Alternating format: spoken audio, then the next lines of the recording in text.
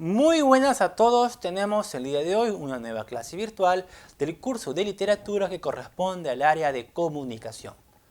Clases pasadas ya hemos visto el inicio de la literatura española con la aparición del castellano, las primeras manifestaciones literarias como las jarchas, los romances. Hemos pasado por la época medieval donde están los trovadores, los juglares, los cantares de gesta, dando inicio al siglo XV, donde vamos a ver una nueva etapa el día de hoy, que va a ser la transición entre la época medieval con el Renacimiento.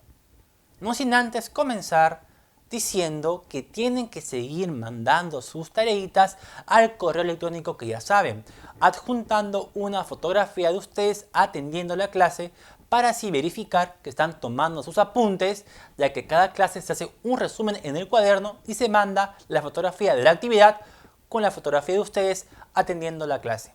Dicho esto, vamos con el tema del día de hoy denominado el Prerrenacimiento español. Bien, habíamos dicho que durante el siglo XV va a ser un siglo donde va a marcar la transición entre la literatura medieval con la literatura del Renacimiento, ya que en este siglo XV en España llega la influencia del humanismo italiano y con eso va a dar el comienzo al declive del pensamiento medieval. Temas como la fortuna, el amor, la fama, pasa a formar parte de los temas literarios con algunos temas medievales que aún persisten, como por ejemplo la muerte, la vida trascendente o la fama del caballero que le dedica todas sus hazañas a su dama, todas sus victorias o sus hechos heroicos del gran caballero a su dama, del amor cortés, también se mantiene como un tema de la literatura del prerrenacimiento español. Entonces, en este tiempo muestra simultáneamente una reflexión y gravedad como el disfrute de la vida. En Italia había surgido el humanismo donde se retoma un gusto por lo clásico.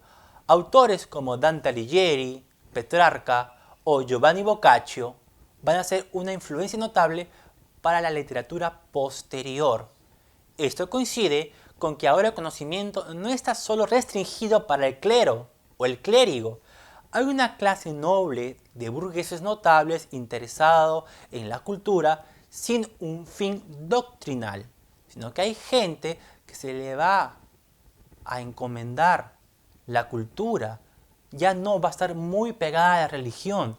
La religión, los reyes católicos ya van a quedar de lado, ¿correcto? Sino que hay una nueva concepción donde el ser humano pues ya va a dar disfrute de su vida y va a crear muy alejado ya a la religión por sí misma como lo medieval. Entonces, se pueden encontrar varios autores que van a reflejar estos tipos de pensamiento, como Jorge Manrique de Lara, que es un autor que ya la vamos a ver en una clase posterior. Vamos a ver ahora los grandes rasgos de este tipo de literatura. Vamos a ver entonces los temas del prerrenacimiento español.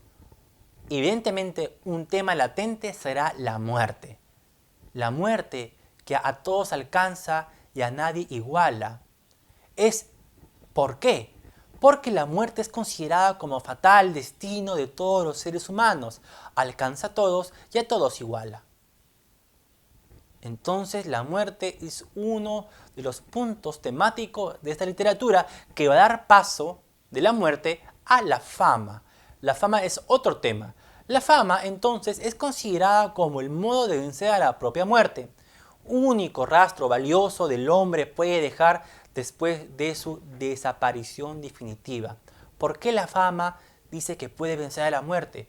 Porque hay historias de caballeros que después pues de haber fallecido, aún se hablan de ellos. Hay amores que aún se hablan de esos amores después de la muerte. Hay obras de escritores que mantienen su obra después de su muerte. Entonces, que la fama va a ser una motivación para, en esta mentalidad renacentista, vencer a la muerte porque va a dejar algo escrito que va a ser para la posterioridad. Después de la muerte, después de la fama, tenemos a la fortuna como otro tema La fortuna, entonces, representa en la literatura como una diosa mudable e inestable que mueve a su capricho el destino de las personas. Va a ser que algunos tengan fortuna, otros no, y va a ser una diosa mudable que está en movimiento a aquellos que alcancen la fortuna en su vida. Vamos a ver, muerte, fama, fortuna. ¿Qué falta? El amor cortés. El amor cortés de los caballeros que muchas veces daban todo por su dama y eran poco correspondidos o ni siquiera correspondidos.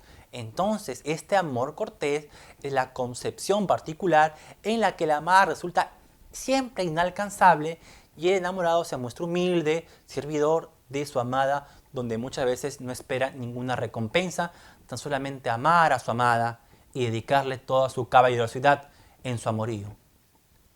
Después de estos temas, vamos a ver los géneros literarios que estuvo impregnado en esa época. Vamos a comenzar con el primer género, el género lírico. El género lírico, durante la época prerrenacentista del siglo XV español, es que se coexisten dos tipos de poesía. La poesía popular, que destacan los romances, de los juglares, que los juglares, como ya hemos visto en la época medieval, van a hacer los cantares, van a recitar grandes historias, pero en esta parte únicamente de la poesía popular del prerrenacimiento ya no se van a contar todas las historias gigantes, extensas, sino que van a tomar únicamente su atención en las partes más importantes de las historias. Se va a resumir únicamente en contar lo principal o lo emocionante de las historias, de estos poemas extensos épicos, ¿correcto? Los momentos cumbres de los poemas de los juglares se manifiestan acá, dando que muchos de ellos va a quedar en la memoria de los oyentes, dando inicio a un nuevo tipo de romance, más corto, más preciso, de las grandes historias épicas, de los poemas épicos de los juglares. Eso es por parte de la poesía popular. Vamos a ver la poesía culta, que tiene dos tendencias también. Una poesía de carácter amoroso, donde surge el amor cortés, el amor hacia la amada, el amor hacia la mujer inalcanzable, a la diosa de este amor. Pero también, no solamente hay el carácter amoroso, sino también hay la poesía de carácter didáctica o moral. Se caracteriza por su tono elevado y solemne, reflejando el interés al mundo clásico, específicamente pues de los poetas Petrarca y Dante Alighieri con su Divina Comedia, y va a tener un fin reflexivo, didáctico, alegórica, y dentro de sus representantes tenemos a Juan de Mena, al Marqués de Santillana y a Jorge Manrique de Lara, ¿correcto? Donde este autor lo vamos a ver en una siguiente clase para hablar específicamente de su vida y obra. Entonces, después del género lírico, con su vertiente culta y popular, vamos a hablar sobre el género narrativo. En este género del prerrenacimiento español se da una prosa que se basa en la imitación de los clásicos latinos, ¿correcto? Y la principal manera de aventura de los caballeros. En esta etapa, en esta narrativa, se habla del heroísmo individual, ¿correcto? De las aventuras. Ya no el caballero dedica sus logros a los reyes, ni lucha por los reyes, sino ya tiene un fin más individual, más amoroso, más caballero, más galán, de a la dama. Ya deja a los reyes, ¿correcto? Como por ejemplo el mío Cid. Ya no es tanto mío Cid, sino es tanto más ya algo individual, algo de carácter más intimista que dedicar su hazaña a un rey. Entonces las aventuras se ven más de un caballero movido por el afán del heroísmo, protagonizado en las aventuras, hacia la dama, que es la motivación y la fuerza de todo ello.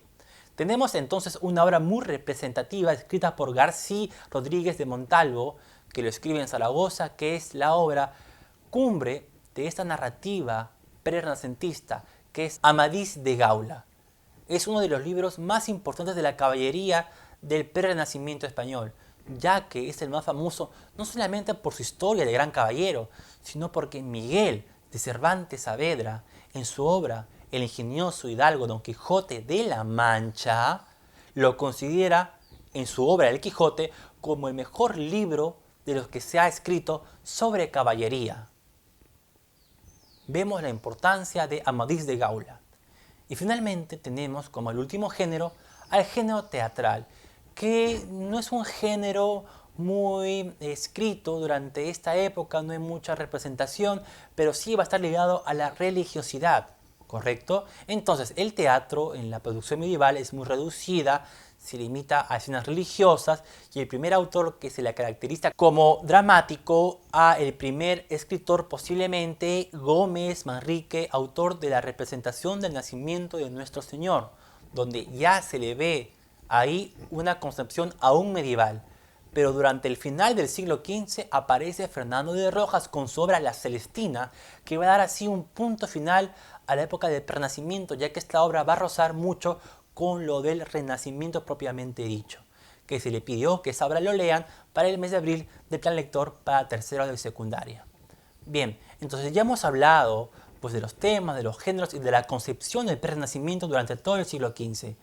Va a quedar como actividad hacer un cuadro comparativo entre la literatura medieval y la literatura del Renacimiento para que se entienda mejor lo que viene más adelante, que es la literatura del Renacimiento español, con grandes autores, y también viene el siglo de oro español. Dicho esto, agregar también que tienen que investigar una breve biografía, ¿correcto?, del autor de Amadís de Gaula y escribir un breve texto sobre el resumen de lo que trata esta gran obra de Amadís de Gaula. Dicho esto, nos vemos en una clase Zoom para hablar de este tema o si es que existe alguna duda que no se haya entendido.